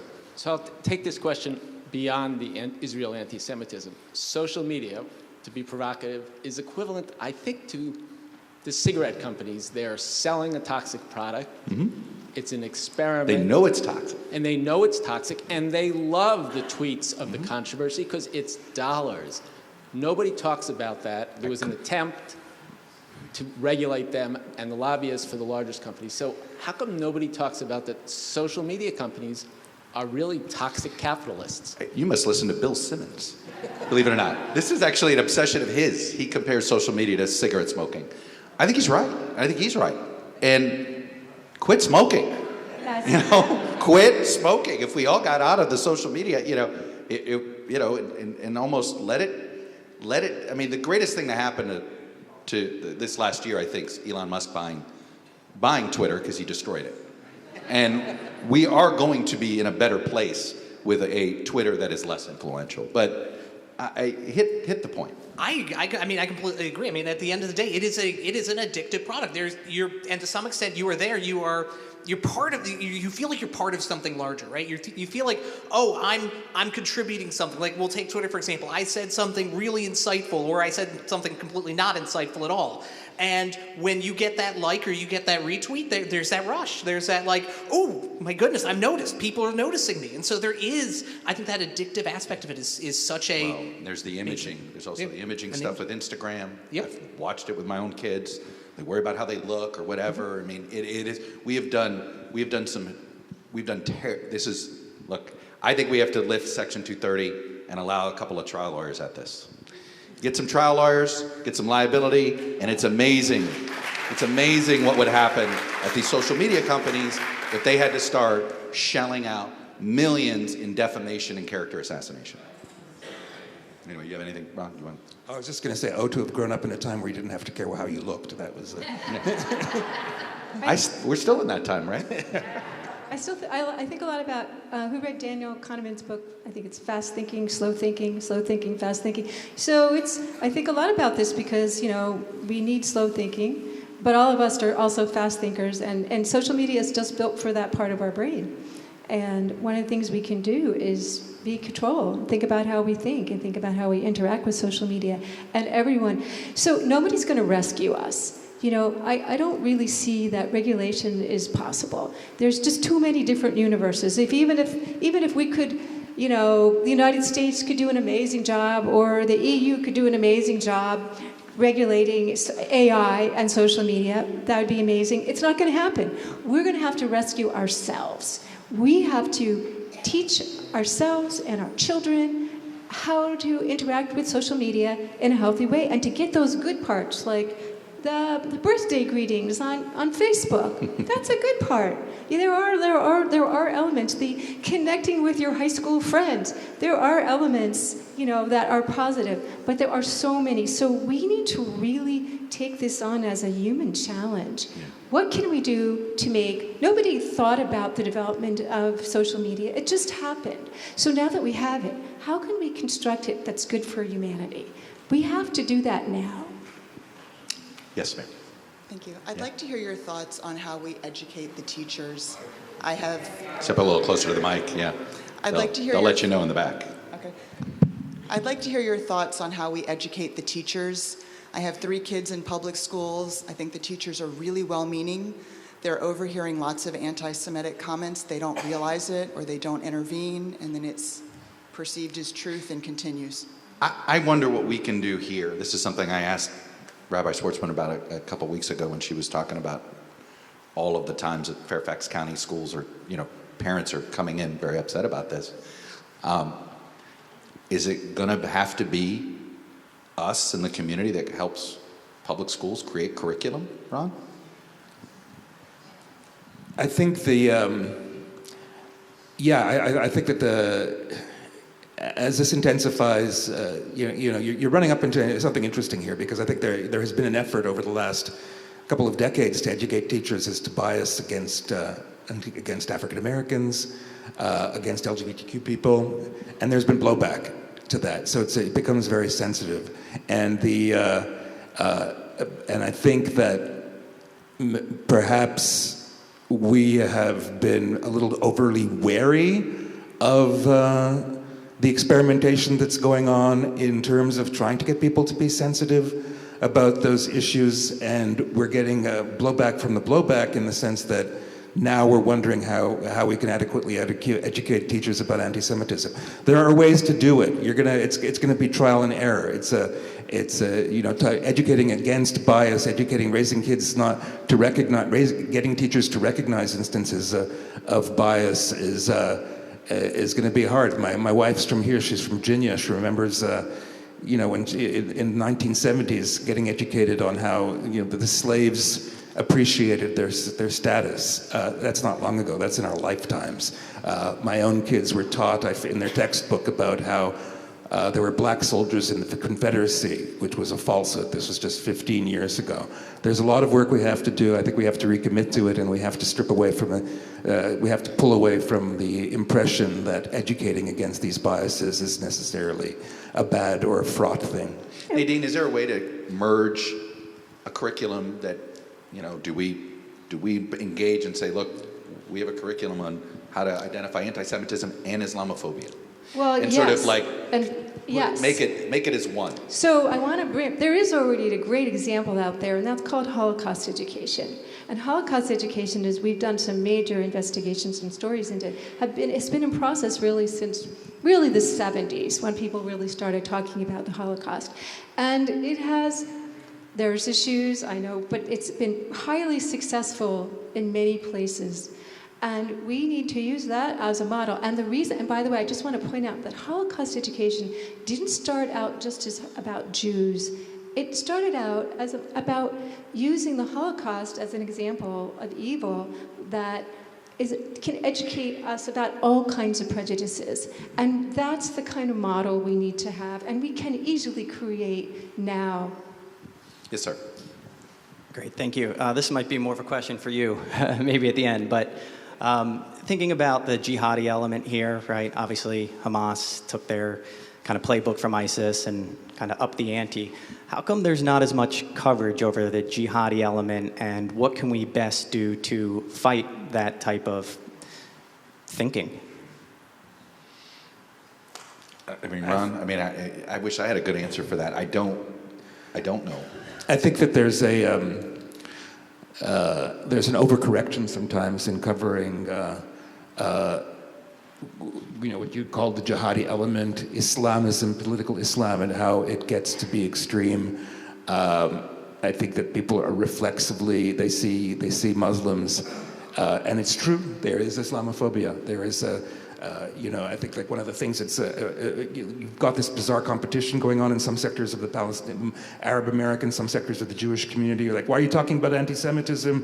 Islamophobia is a threat. Why are you talking about Islamophobia? Anti-Semitism is the threat. They're both threats. I don't, for instance, I don't see how President... By the way, we could get into the debate of anti-Semitism isn't, not every Semite's Jewish. Right. Oh gosh, don't even start. I mean, how can President Biden not talk about anti-Semitism after what happened in Vermont and what happened in Michigan or Illinois 6 weeks ago when the little boy was stabbed to death? So there's that. But like I said, there can be an overcorrection. I think people are afraid of calling out certain things. It happened with the attack on Charlie Hebdo in the satirical magazine in Paris about 6 years ago, where people said, well, they were being racist in the way they depicted Muslims, and it was almost... Blame the victim. Yeah, it was almost blaming the victim. And it wasn't, and the point is, like, if you understood French culture and French art and French satire, they weren't even being Islamophobic. There's a very robust tradition of severe blasphemy in France, and that's what they were being. They were being blasphemous, which is fine. People, you should, in a healthy culture, you should have a healthy dose of blasphemy in there. And so there was like this whole movement to deny them the PEN award, and I think so I think we need to overcome that. We have to be honest about, just like I said, we Jews, we own Baruch Goldstein, who slaughtered 29 Muslims. He did it from a Jewish place. That's terrible. We have to talk about that. We have to talk about the Jewish place he did it from. Should we talk about fanaticism? Because really, it's religious fanaticism in the Islamic world and religious fanaticism in the far right wing of Bibi's government that has gotten us to this place. Religious fanaticism got Rabin killed. And political extremism as well. Yeah. Yes, sir. My wife and I listen to the news programs every evening on television. and believe that the television media is a very important source.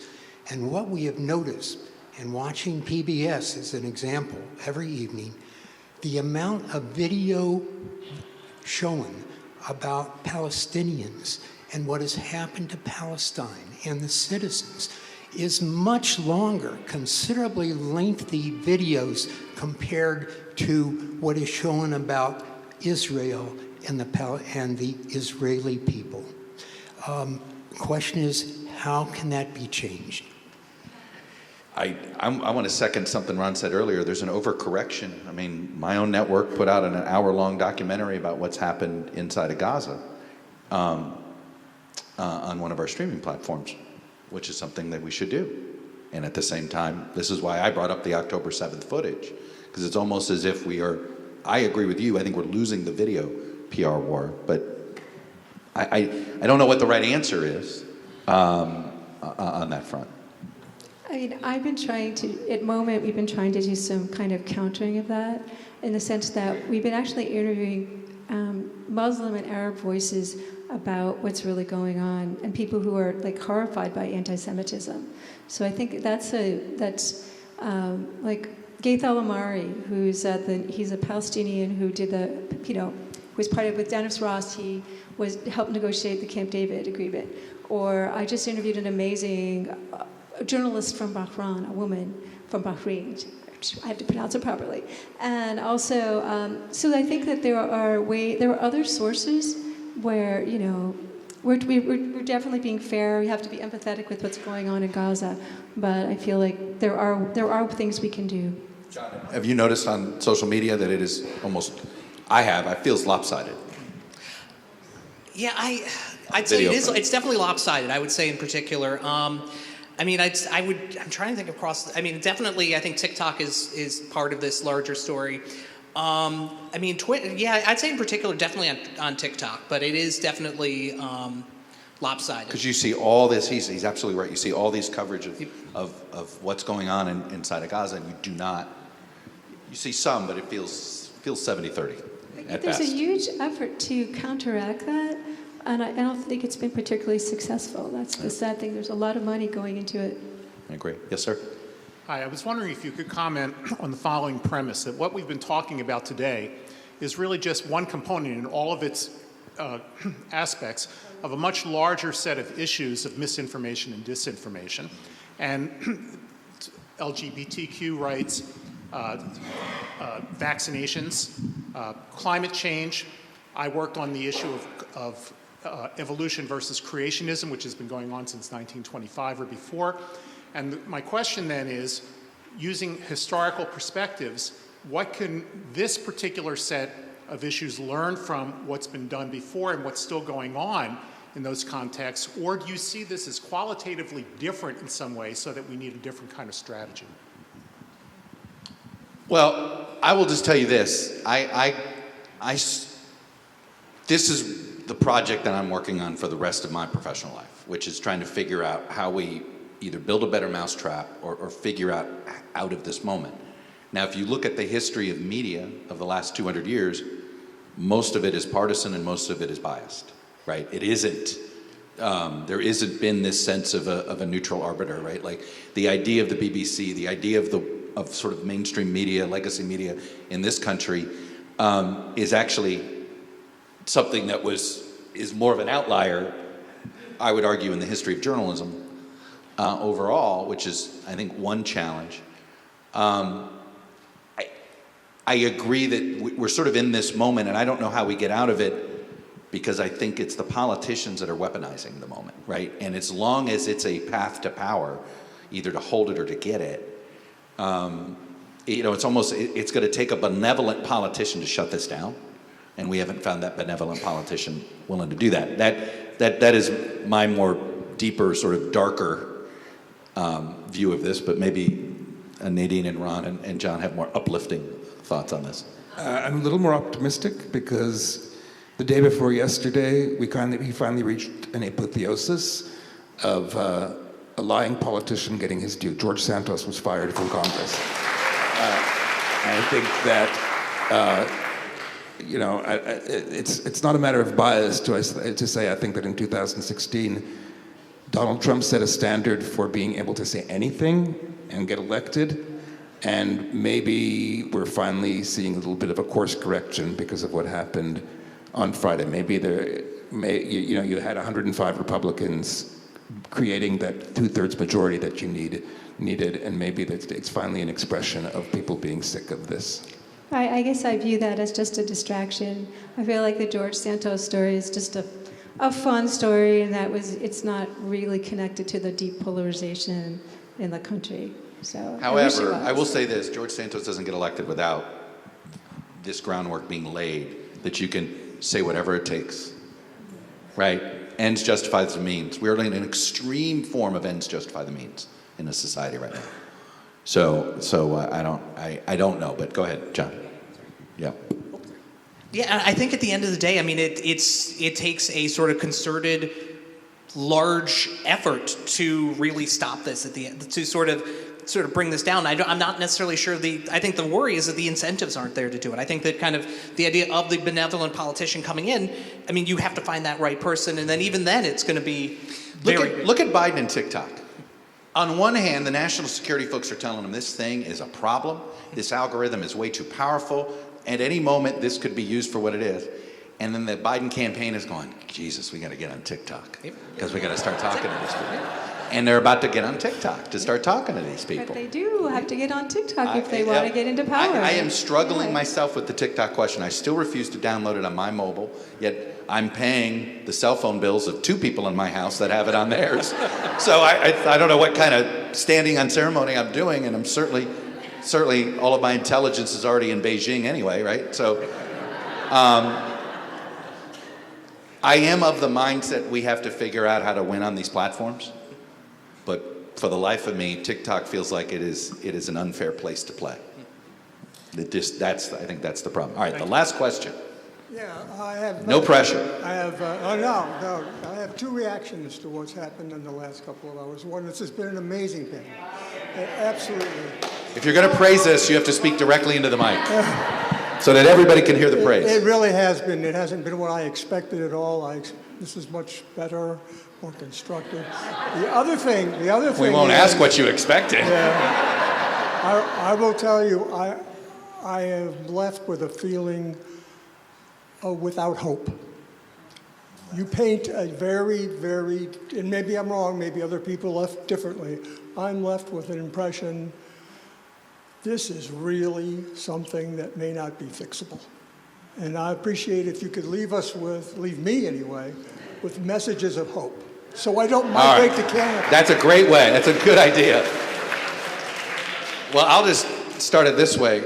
So Barack Obama used to use the expression, and it's not his, but he borrowed it from somebody, I believe, which is the arc of history bends towards justice, right? But one of the things I always like to say is, where does an arc go sometimes, right? Sometimes an arc has to go backwards, right? In order to get all the way around and get forward, right? Is that hopeful enough? Look, my darkness and my pessimism has to do more with I worry that we've lost a bunch of incentives, right? There's no shame anymore. There's a lot of things. All that said is we've been in a worse place in this country, and we've gotten out of it. So in that sense, I think we are rhetorically, it feels we're in a darker place than at any moment in history in this country. And the fact of the matter is, we know, if you know your history, we've been in much worse spots as a country. I trust the voter. I trust democracy.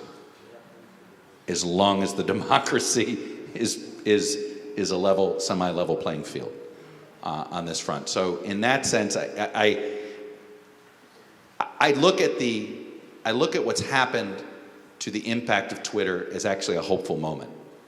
People have gotten off of it. It has stopped being as impactful. It was the source of more problems than I think people wanted to admit. So if you're looking for, church, all the different ways that people have described both Americans and democracy, right? The American voter eventually gets it right. It just sometimes takes them longer than some of us wish. And democracy is still the worst form of government other than every other form of government.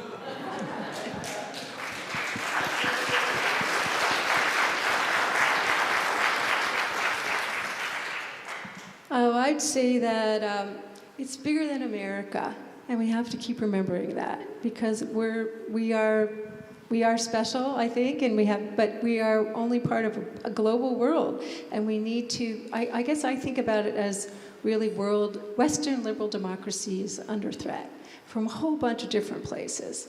And Iran being one of the major ones, and Russia, and to some extent, and also China. And so I think we all need to come together at a much bigger level. I feel like I should make yard signs that say, I stand with Western liberal democracy, world order, because, I stand with Israel, I stand with Gaza, we all have to come together because the whole way we're having this conversation, the whole basis for being able to have what we have, which is so much. I mean, every day I wake up and I go, it is amazing that my grandparents came here from what was Ukraine, was then many places, but is all now Ukraine, and moved here. And by the way, we also have to help Ukraine. But it is amazing that we are here. So we have to just come together and think about that big picture of what we have to defend. And we can do that. We can do that. We just have to remember, and we have to teach. We have to teach, it took us centuries, humanity. It took Enlightenment values. I mean, so many different things that we've constructed and we're living on, and we need to teach that to everyone because we just take it all for granted. And our kids take it for granted. And their kids are going to take it for granted, and they don't have to. So I think that's what we can do.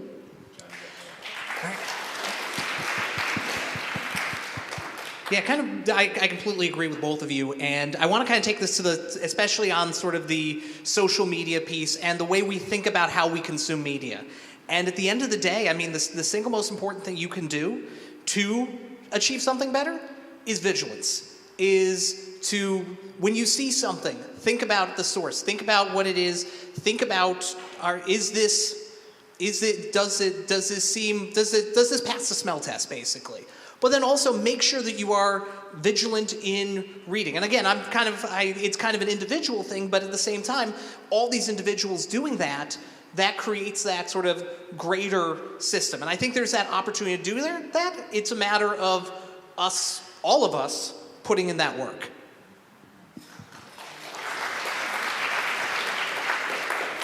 I think it's like it's like Zen. You have to focus on the good things sometimes. Just repeat them to yourselves all the time. What have we seen over the last few years? We saw what seemed to be a guarantee that Ukraine would be destroyed. Ukraine is still standing. We saw hundreds of thousands of people come out into the streets of Tel Aviv because they wanted to protect not only their own rights, not just Tel Aviv, all throughout Israel. They wanted to protect the rights of minorities that they didn't necessarily have any connection to, whether it was LGBTQ or Arab. What did you see here? You saw Elon Musk endorse a frankly anti-Semitic outlook, and major companies drop him like a red-hot stone. So I think, it's not necessarily going one way, and it's up to us as individuals to try and nudge it the right way. All well said. We all have work to do.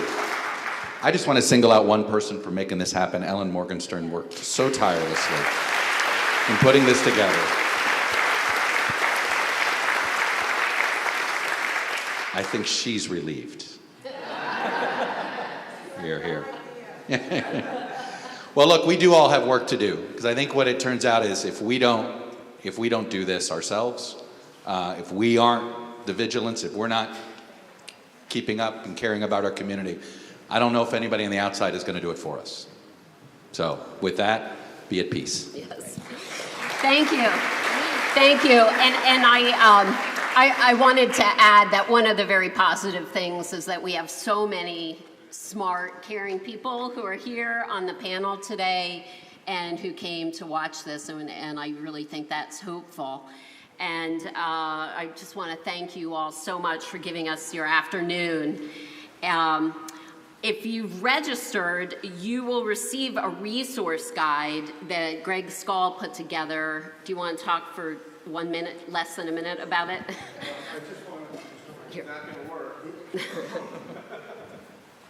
Yeah, there's over 30 links to resources on the topics we've been talking about and on media. And in particular, I want to draw your attention to a link to Chuck's interview with Senator Amy Klobuchar on legislation that she has with respect to Section 230 and social media, and also John's paper that addresses how social media gets picked up by the general media, by legacy media, and the issues involved with that. Thank you.